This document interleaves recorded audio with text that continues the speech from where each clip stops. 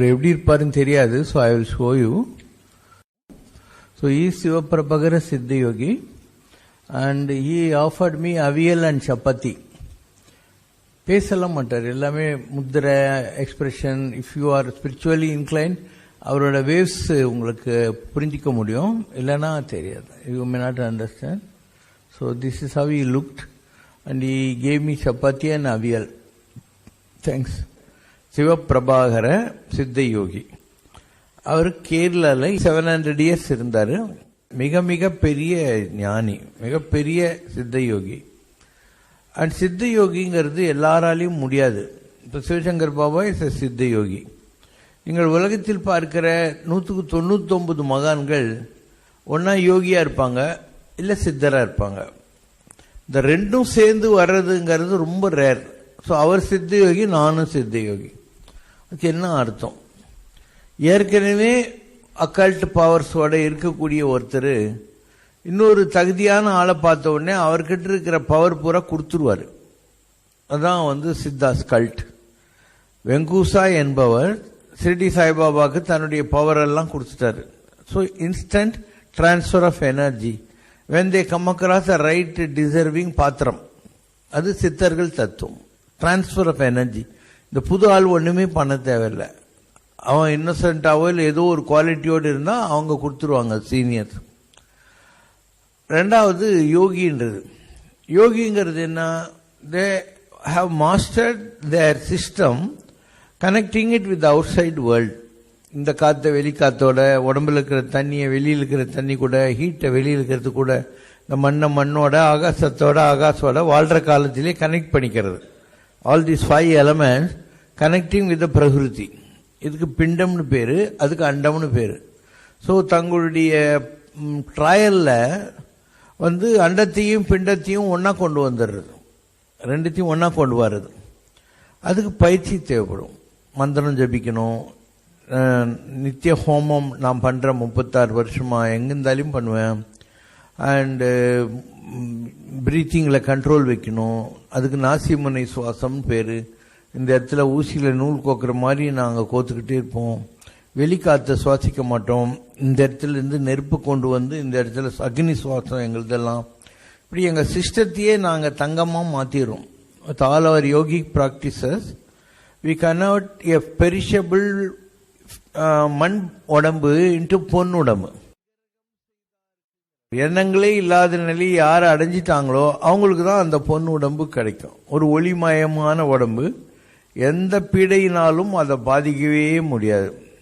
அதுக்கு நிறைய மந்திரம், ஜபம், யாகம், பூஜை, இந்த மாதிரி பல யோக சாதனால இருக்கிற பல விஷயங்களை கடைப்பிடிக்க வேண்டியிருக்கும். இது எல்லாமே நான் ரொம்ப எஃபர்ட்லெஸ்ஸாக பண்ணேன்.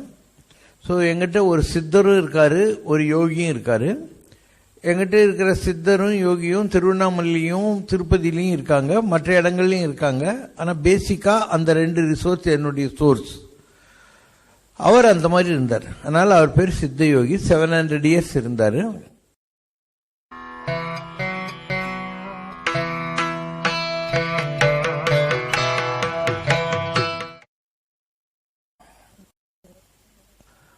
ஃபர்ஸ்ட் அவர் பட்டணத்திட்டால் இல்லை, புனலூர் பக்கத்தில் கோனேன்னு ஒரு இடம் இருந்தது. அப்போ அங்கே போனேன். நான் சபரிமலை போகிற போது தான் போனேன்னு நினைக்கிறேன். ஒரு சாதாரண கேரளா வீடு. நான் அவரை பார்க்கறதுக்கு போகிற போது அங்கே ஒரு அம்மா இருந்தாங்க. அவங்க சொன்னாங்க, இந்த மாதிரி சாமி நீங்கள் வருவீங்கன்னு சொல்லி உங்களுக்கு சப்பாத்தி அவியல் பண்ணி வைக்க சொல்லியிருக்காரு அப்படின்னு. ஸோ அந்த அம்மா சாப்பிட்றதுக்கு ரெடியாக வச்சுருந்தேன். எனக்கு சப்பாத்தி அவியல். சாமி சொன்னாங்க நீங்கள் வருவீங்க, உங்களுக்கு கொடுக்கணும்னு சொல்லிட்டு. இதெல்லாம் எப்படி சுவாமின்னா, சாமி தங்கள் வேலையை செய்யறதுக்காக ஒரு டெலிபதி மாதிரி யாரையாவது ரெடி பண்ணிக்குவாங்க. மாயம்மா கூட அப்படி ராஜேந்திரன் ஒரு ஆளை ரெடி பண்ணி, இவங்க நினைக்கிறத அவங்களுக்கு புரிஞ்சிடும். அவங்க they will be doing the errands. So அந்த அம்மாவுக்கு அவர் கனெக்ட் வச்சிருப்பாரு. அதனால இந்த மாதிரி ஒருத்தர் வராரு, அவருக்கு நீ சப்பாத்தி அவியல் வைக்கணும் சாப்பிட கொடுத்தாங்க. சாமி படுத்துட்டு இருந்தார். நான் அவர் பக்கத்தில் போய் உட்கார்ந்தேன். எனக்கு தியானம் நல்லாவே வரும். நானும் அவரும் heart to heart or soul to soul interact பண்ணுறோம். If you know how vibrations are, you will understand the intensity of the other man. So ரொம்ப எக்ஸ்ட்ரஸிக்காக ஃபீல் இருந்தது. அண்டு எல்லாம் முத்திரையில் தான் பேசுவார். அவர் வாய் திறந்து ஒன்றும் பேச மாட்டார். நம்ம நினைக்கிறோம், அவர் நினைக்கிறாரு, அவர் உடம்புல இருந்து அந்த எக்ஸ்ட்ரஸிக்கில் முத்திரைங்கெல்லாம் வந்துக்கிட்டே இருக்கும். This is the way they interact. And I had that type of an interaction with him. அந்த அம்மா அவியல் எதுக்கு கொடுக்க சொன்னார் சாமின்னு சொல்றாருன்னா, அவியல்னா என்ன, அதில் எல்லா காயும் இருக்கும். So Swamiji indirectly is telling me that you are all gods in one ஃபார்ம்ங்கிற மாதிரி. அவியல் எல்லா காயும் ஒன்றுத்தில் இருக்குங்கிற மாதிரி. அதான் அவருக்கு அந்த கனெக்ஷனில் சொன்னது. அதுக்கு காரணம் ஐயப்பசாமி அவரும் ரொம்ப ஃப்ரெண்ட்ஸ், எந்த காலத்துல இருந்தோ ஃப்ரெண்ட்ஸ், இப்போ கூட படித்தாங்க இல்லையா, அந்த மாதிரி. அதுக்கப்புறம் இன்னொரு தடவை இதுக்கு போனேன் நான். அவர் அப்போ ஓமலூர் வந்துட்டார். அப்போ நான் அவர் இந்த 2 அடியில் பார்த்துருக்கேன். அண்ட் நானும் அவரும் மைண்ட் டு மைண்ட் கன்வர்ஸ் எல்லாம் பண்ணுறோம். அந்த மாதிரி ஆயிடுச்சு. அண்டு கல்யாண தீர்த்தத்தில் அவருடைய சிஷ்யங்க நிறைய பேர் இருந்தாங்க, கேரளக்கார சாமிங்க. அவங்க அங்கே விக்ரமசிங்கபுரம், அம்பாசமுத்திரங்கிட்ட மூலிகை வைத்தியம், சித்த வைத்தியம் எல்லாம் பண்ணுவாங்க. They always use to say, இதெல்லாம் எங்கள் சாமி தான் எங்களுக்கு கற்றுக் கொடுத்துருக்காரு, அவர் பாம்பாட்டி சித்தர் அப்படின்வாங்க. அவர் தான் சங்கரன் கோயிலில் இருக்கிறவர் அப்படின்னு சொல்லுவாங்க. சங்கரன் நாராயணா இருக்கிறவர் அவர் தான் அப்படிங்கிற மாதிரி சொல்லுவாங்க. அண்ட் அதுக்கப்புறம் கூட ஒன்ஸ் ஆர் டுவைஸ் சபரிமலை போகிற போது அவர் அந்த வீட்டில் இருந்தார். இந்த மலை சொல்கிறாங்க இல்லையா, புளிப்பாரா, அந்த வீட்டில் இருந்தார். ஒரு சாதாரண வீடு தான். அப்பயும் அந்த அம்மா கூட இருந்தது. And then in 86 he would have passed. I got all these things at 84. So maximum our interaction was between 84 to 86 இருந்திருக்கணும். ஏன்னா எனக்கே இந்த சபரிமலை நான் 68 போகிறேன். ஆனால் அவரை பார்க்கறது அந்த வாய்ப்புகள்லாம் ஆஃப்டர் ஐ காட் ரியலைசேஷன் கிடைச்சது. Because of the old contacts இருக்கணும். ஸோ 86 முடிஞ்சு போச்சு. அதுக்கப்புறம் அவர் சம்மதி இருக்கிற இடத்துக்கு போனேன். அப்போது எந்த வசதி இல்லை, ரொம்ப நடந்து பாறை மேலெல்லாம் போய் பார்த்துட்டு வந்தோம். அதுக்கு இப்போ போன வருஷம் நான் ரவி போனோம். அவர் எத்தனை மணிக்கு நான் மூச்சு விட்டுருவேன்னு சொல்லிட்டு அது பண்ணிட்டாரு பத்மாசனத்தில். அது மேலே அந்த சமாதி இருக்கு. அங்கே அவருடைய ஒரு பெரிய படம் வச்சிருப்பாங்க, தாடியோடு இருக்கும் அது. அண்டு லெஃப்ட் சைடில் தலைமையில பச்சை கலர் பார்டர் போட்டு இப்படி போட்டுட்டு ஒயிட் அண்ட் ஒயிட் ட்ரெஸ்ஸில் அவர் இருக்கிற மாதிரி ஒரு பெயிண்டிங் வரைஞ்சிருப்பாங்க. அவருடைய சிஷ்யர் தான் அங்கே விளக்கேற்றி பூஜை பண்ணிட்டு இருக்காரு. அவர் கேரளா சாமி, யார்கிட்டையும் பேசுறது இல்லை, ஒத்த காலில் நின்று தவம் செய்கிறார் அவருடைய குரு கிட்ட. ஸோ அந்த மாதிரி இருக்கிறவங்க நீங்கள் ஏதாவது கொடுத்தீங்கன்னா வாங்க மாட்டாங்க. அதனால நான் ரவிக்கு சொன்னேன், நீ இப்படி கொடுக்கக்கூடாது, இப்படி கையில் எடுத்துன்னு போகணும், அவங்க எடுத்துப்பாங்க, நீ இப்படி கொடுக்கக்கூடாது, இப்படி எடுத்துன்னு போ அப்படின்னு ஒரு மில்க் ஷேக்கு, ஒரு பிஸ்கெட் பேக்கெட்லாம் கொடுத்தேன். அதுக்கப்புறம் காலில் விழுந்து கும்பிடணும், கொடுத்துட்டு காலில் விழுந்து கும்பிடணும் அப்படின்னா காலில் விழுந்து கும்பிடுன்னு என்னை இப்படி பார்த்தாரு. சார் அதை 2 எடுத்து பத்திரமா வச்சுக்கிட்டாரு. திருப்பியும் கண்ண முடியும்னு ஒத்த காலில் நிற்க ஆரம்பிச்சிட்டாரு. எந்த மகானையும் அப்படி தான் நீங்கள் அணுக வேண்டியிருக்கும். நீங்கள் தெனாவட்ட யாரோ பிச்சை கொடுக்குற மாதிரிலாம் பண்ணால் அவங்க எதுவுமே ரியாக்ட் பண்ண மாட்டாங்க. அண்டு சிவபிரபாகர் சித்தியோகி நான் பார்த்த காலகட்டங்களில் ஒரு 2 அடியில் இருப்பாருன்னு சொல்லியிருக்கேன். தாடி வச்சுன்னு இருப்பார். தலைமையில ஒரு பச்சை கலர் பார்டர் மாதிரி ஏதோ போட்டது இப்படி போட்டுன்னு இருப்பார். இப்படி தோல் மேலே துண்டு இருக்கும், ஒயிட் அண்ட் ஒயிட்டில் இருப்பார், தவளோடு இருப்பார். இதுதான் அவருடைய உருவத் தோற்றம். வாய் திறந்து பேசி நான் பார்த்ததே இல்லை. எந்த டைம் போனாலும் எல்லாம் முத்திரையில் தான் பேசுவார். It's all mind to mind, so that other people always want to talk to mahatmas. ஜனங்க நார்மலாக என்ன பண்ணுவாங்க, ஒரு சாமியார்கிட்ட போய் உட்காந்துக்கிட்டு ஊருக்கு அதெல்லாம் பேசிக்கின்னு இருப்பாங்க. So they don't waste their time with such fellows. உனக்கு பாம்பின் கால் பாம்பரியம் மாதிரி ஒரு யோகா லெவலில் அவங்கக்கிட்ட இன்ட்ராக்ட் பண்ணுறதுக்கு இருந்தால் பேசுவாங்க, மைண்டில் பேசுவாங்க. And the blessings are all through gestures. முதிரைகள் அந்த மூலமாக தான் வரும். But you will be really blessed by them. இதுதான் அவங்களுடைய வழிமுறை.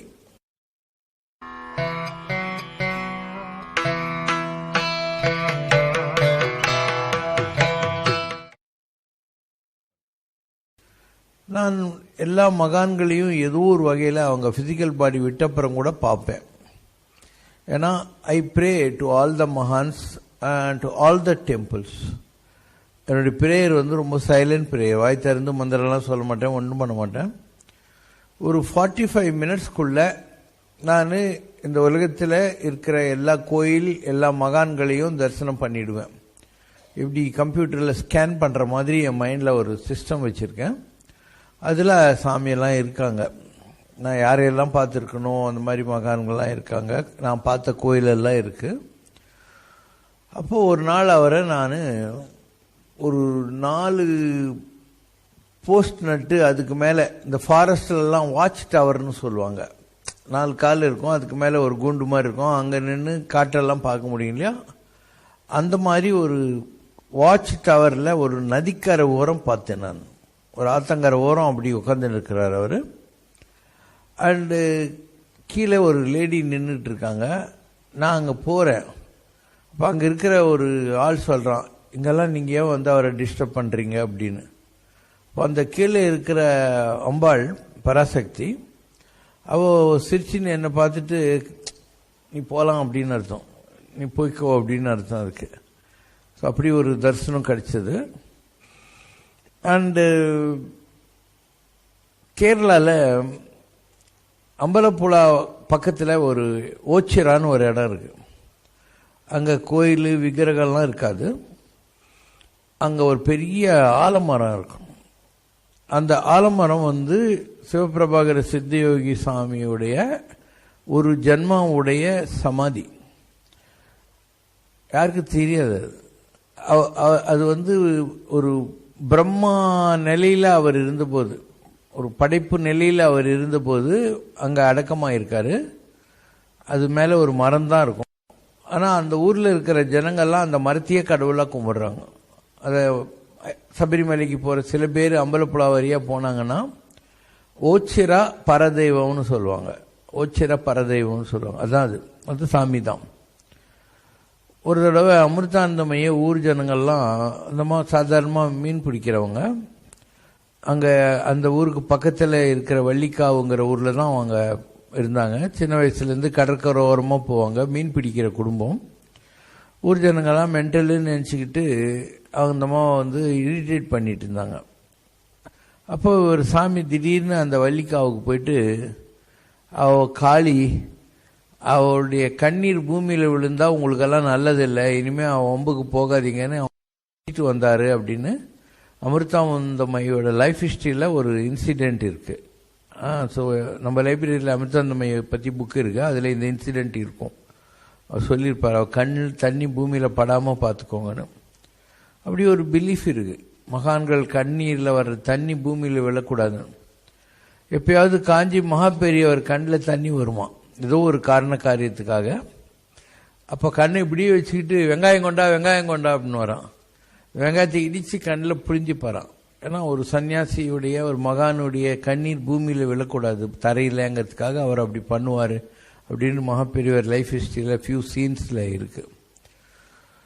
உலகத்தில் எந்தரோ மகானுபாவலும் அந்தரிக்கு நான் வந்தனும் தியாகராஜ சுவாமிகள் பாடுவார். அந்த மாதிரி எவ்வளவோ பேர் இருக்காங்க. அவங்க லெவல்ஸ் எல்லாம் சாதாரண படிநிலையில் இருக்கிற பக்தர்களுக்கு தெரியாது. இவங்க இந்த ஒன்றின சாமியாருங்களெல்லாம் போய் பார்த்து ஏமாந்து போயிடுவாங்க. அது இவங்கள வேஷம் ஆசிரமம் காரு சினிமாக்காரங்க அரசியல்வாதிங்கெல்லாம் போகிறத பார்த்து ஏமாந்துருவாங்க. ரொம்ப பெரிய சாமி போலகுதுன்னு. பெரிய சாமிங்கெல்லாம் தங்களை வெளியே காட்டிக்கவே மாட்டாங்க, மறைப்பாங்க. இன்னும் சொல்லப்போனால் மற்றவங்களுக்கு தெரிஞ்சிடக்கூடாதுங்கிறதுக்காக மறைப்பாங்க. ஜனங்களை கிட்ட வரக்கூடாதுங்கிறதுனால வேணும்னே மென்டல் ஆர்ட்லாம் பிஹேவ் பண்ணுவார். ஒரு நாள் யாரோ அவருக்கு சக்கரை பொங்கல் கொடுக்குறாங்க கேரளாவில். அந்த அம்மா நினைக்கிறா, என் பொண்ணு பாம்பேயில் இருக்கா, இந்த சக்கரை பொங்கல் அவளுக்கு கொடுத்துருந்தா எப்படி இருக்கும் சாமி பிரசாதம்னு. இவர் உடனே சொல்கிறாரு, நான் கொடுத்துட்றேன் பாம்பேலன்னு சொல்லி வழிகாட்டுறதுக்காக பாம்பேல அந்த பொண்ணு எங்க இருக்காளோ இன்னொரு ஆளை கூப்பிட்டுன்னு ஒரு மலை மேல போய் ஒரு குச்சி அவங்க கையில கொடுத்து இந்த குச்சியை பிடிச்சுக்கோன்னு கண்ணை மூடி கண்ணு திறக்கிறதுக்குள்ள பாம்பேல அந்த பொண்ணு வீட்டுக்கு போயிடுறாரு கேரளால இருந்து. இப்படியெல்லாம் power வச்சிருந்துருக்காங்க.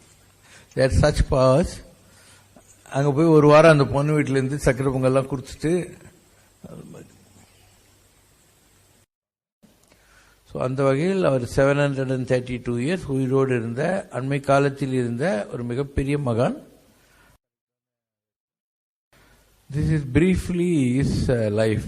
சிவபிரபாகர Siddhayogi was a siddha and a yogi together. அண்ட் இந்த மாதிரி மகான்கள் வேற வேற காலகட்டங்களில் வேற வேற இடத்துல இருந்திருப்பாங்க, வேற வேற பேர்ல இருந்திருப்பாங்க.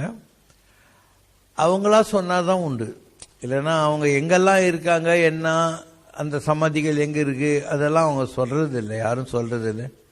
இன்னும் சொல்ல போனா இவங்க பேரு ஊரு எதுவும் சொல்ல மாட்டாங்க. இதுலயாவது ஓரளவு அவர் இந்த ஊர்ல இருந்த குறைய பாரு, நான் பிறந்த 10வது மகன் 12 பேர்ல அதெல்லாம் சொல்லியிருக்காரு. இல்லைன்னா நிறைய பேர் சொல்லவே மாட்டாங்க. ஜனங்களா ஏதாவது பேர் வச்சுக்குவாங்க.